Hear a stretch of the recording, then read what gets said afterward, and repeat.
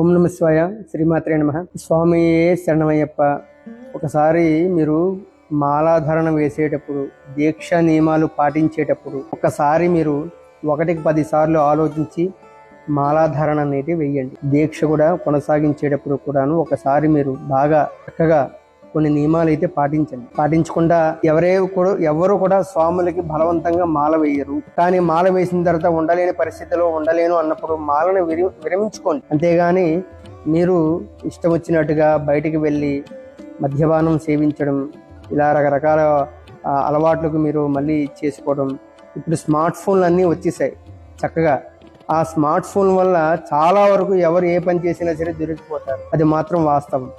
మనం చాలా పవిత్రమైనటువంటి అయ్యప్ప మాల చక్కగా మనం ఎలా ధరించాలి అంటే, మన మనస్సు నిర్మలంగా ఉండాలి, భక్తి శ్రద్ధలతో చేయాలి. మాల కానీ, అయ్యప్ప మాల కానీ, శివ మాల కానీ, అలాగే భవానీ మాల కానీ, ఏ మాలైనా సరే చక్కగా పవిత్రంగా చేయాలి.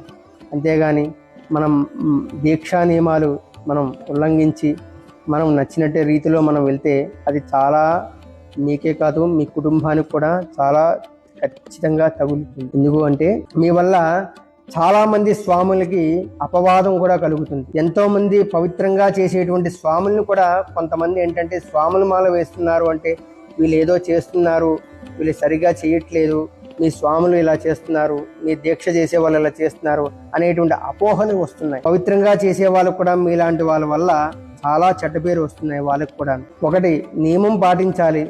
తెల్లవారుజాము లేచిన దగ్గర నుంచి రాత్రి కాలం వరకు కూడాను ఈ యొక్క మాల, దీక్షా మాల అంటే వాడి యొక్క పవిత్రతను కాపాడుకోవాలి. మీరు భిక్ష చేసేటప్పుడు కూడాను ఎక్కడ పడితే అక్కడ హోటల్లోని లేదంటే రోడ్డు దగ్గర బళ్ళు దగ్గర గట్టా మీరు తినకూడదు. దీక్ష అనేది కూర్చొని చక్కగా స్వామికి మీరు ఇచ్చే గౌరవం. మీ మెల్లో మాల ఉంది కదా, అయ్యప్ప స్వామి ఉన్నారు కదా, ఆయనకి మీరు ఇచ్చే గౌరవం.